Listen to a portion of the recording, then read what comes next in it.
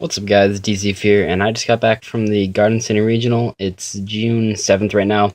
I obviously didn't really need to play in it because I already have my invite, I think, four times. I don't know, one of the numbers, I think four. But I did want to get in some testing for the WCQ, and I got some good information. I also made a little bit of money, so that's cool, and got some cool stuff. So we're going to go over my build. I'm going to kind of talk about from a first-hand experience how this stuff works in a long-time event. So obviously for the spirits, we're playing 3 Aratama, 3 Nikitama, 2 Yaksha, and 3 Kagutsukai. That's really out of focus. I'm honestly thinking about just dropping one of the Yaksha. I wanted to do this before the event. There was some stuff I wanted to get, but I showed up really late, so I didn't really have a chance to do anything. At this point, Kagutsukai is kind of an honorary spirit. I just kind of consider it part of the engine, even though it's not a spirit. But I think dropping one copy of Yaksha and Kagutsukai is going to be the right move going forward. I mean, there were just some brick hands with triple Kagutsukai and double Yaksha. I also should mention I didn't do that great. I think technically I went 3 and 4, but it was like, no, that's not right. I lost the first 2 rounds, I won the next 3 rounds, and then I quote-unquote lost, if you know what I mean, the next 2 rounds. So, yeah. But, I mean, it's okay. Anyway, though, so, like, that's Spirit Engine. I just bricked with Kagutsukai several times, though, and that kind of fucking sucked. So, yeah. Anyway, I was playing 3 Murmillo. These were really, really good. I really like Murmillo. I think one of the most useful parts about this card is the, popping effect. You're going to see I'm playing Call the Haunted, and that put in work today, so definitely like Murmillo. We're also playing 1 Diarrhea. I never drew this card the entire day, so I can't really make any thoughts on that, unfortunately.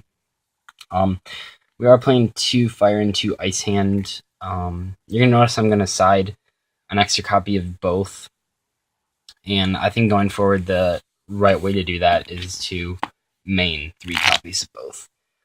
Anyway, I did play the 1 BLS despite not having very many. I only have 3 light targets. But this card is needed. It's definitely, like, you rely on your normal summon way too much in this deck, and BLS kind of gives you that totally unfair winning condition, so as our 20th monster, it's pretty good. I played MST. This card fucking sucked. Sided out every game. I shouldn't have played this card. It was a terrible idea. I was thinking, like, I don't want to lose to Kaiser, but, like, fucking MST is terrible against everything else in the game, so for once, not going to play that going forward. Lance was okay. Like, the 800 actually was pretty relevant several times, but as far as the spawn trap card saving thing, it wasn't very useful. Dark Hole was definitely very powerful. Mind Control was stellar, and Book Moon was also very good.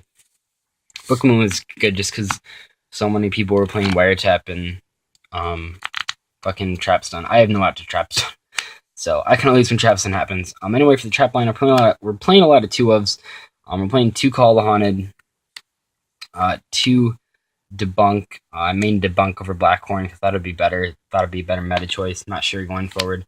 2 Phoenix Chain because yeah, I couldn't get break these kills for a tournament, so that kind of sucks. But and then 2 D Prison. I would have played 4 of this fucking card if I could. I didn't realize how good this would be, but D Prison is literally like the best. I don't want to say the best trap in the deck because honestly though, this card is so fucking useful. This was good against literally every deck except Inzectors, and even then it wasn't even terrible. I am so impressed by D Prison and Call the Haunted. Like, those were going into the event. I thought D Prison and Call the Haunted would be the 2 weakest traps, and they were by far the best ones. So good job, D Prison, for impressing me. We're playing 2 Traptrix, Trap 1 Nightmare. I don't like this card anymore. Good players play around this. Like, okay, if they go armor, set armor first turn, they flip up Accelerator, and like you search this or whatever, they know you're playing Traptrix. They can just special summon Accelerator, make a Gant, they still have it minus, and then just pass, and then next turn they get the search, and they still like +1, just not as fast, and Nightmare can't do shit about that. Alternatively, they can just like bring back armor and not flip it face down until the next turn, so it kind of sets them back a turn, which I guess is okay, but like this card is not good against good players. So we're going to have more options that we're going to talk about in a second. And I also played 1 Wiretap. I should have played a second one over MST, like, hands down. Then played a bunch of 1-ofs, Bottomless, Warning, Torrential, and Compulse. Just basic stuff. Compulse was pretty good, I suppose. That was it for the main deck. Yeah, and then as far as the side deck goes, I was setting 1 Sheep Cloud because I couldn't think of a 15th card. Seemed like a good idea at the time. I was signing 2 Max C, which I never went into. That's not true.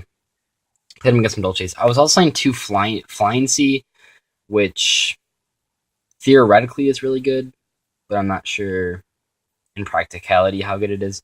It is really good against Dolce, though. They really can't do anything, but when I played against Dolce, I played against what's his name? What's his name? Like Nathan Fort, or is it Forte? I don't fucking know. The guy that just won the ARG thing. I had to play against him round 2 and just like shat on me because I opened like triple Kage Tokage, Lance, MST, and then drew Ice Hand. I was like, I can't beat this guy.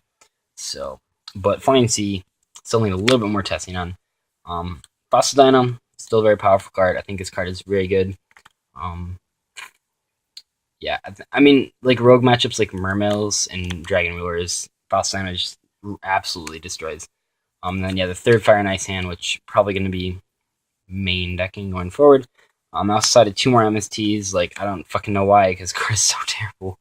Maybe if I played against Boojins, I would have been like, oh, MST is good, but like, I played against no Boojins, and even then, like, MST seems so bad right now. Just really weird comparatively to last format. Moving on, though, I played 2 Blackhorn inside. I decided these in a lot. Probably should have made them over debunks. I asked Jason. I was talking with Jason about that the night before. I should make like debunk or Blackhorn, and he said Blackhorn. I was like, I'm gonna go with debunk, but if I would have known how many fucking Giriga players and Medolce players it would have been, probably would have made that Blackhorn. Then the Wiretap, and then Deep Dark Trap Hole, which is also very good against, like, this is good against a lot of RAM shit. Synchro decks, obviously, like Sylvians, it's pretty good against, in my opinion.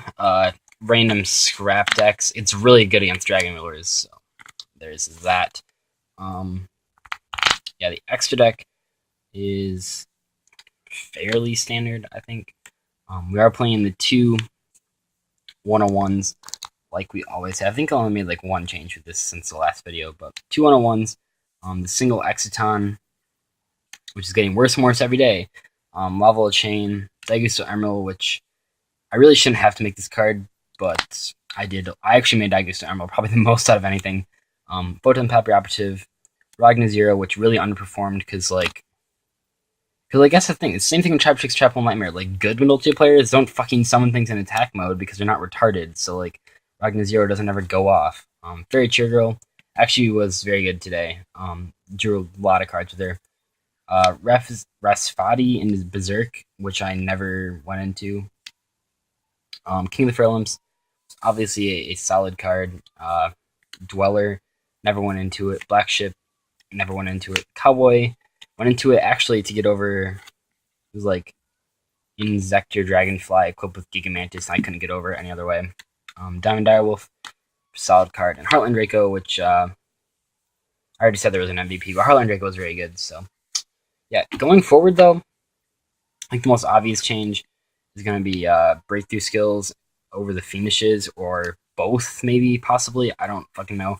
I mean, every time I have to finish, I was like, if he has MST, I'm going to cry because I can't do anything against it. And Breakthrough is good because, like, I mean, it has Dolk on the picture, but, like, it stops 2 different monsters' effects. Like, that's so good right now. You don't really need to prevent attacks when you're playing hands, so, like, Breakthrough is just definitely the superior card, so definitely want to play that. I also want to play Potted Dichotomy. Potted Dichotomy instead of Yaksha and instead of one of the Kage Tokages.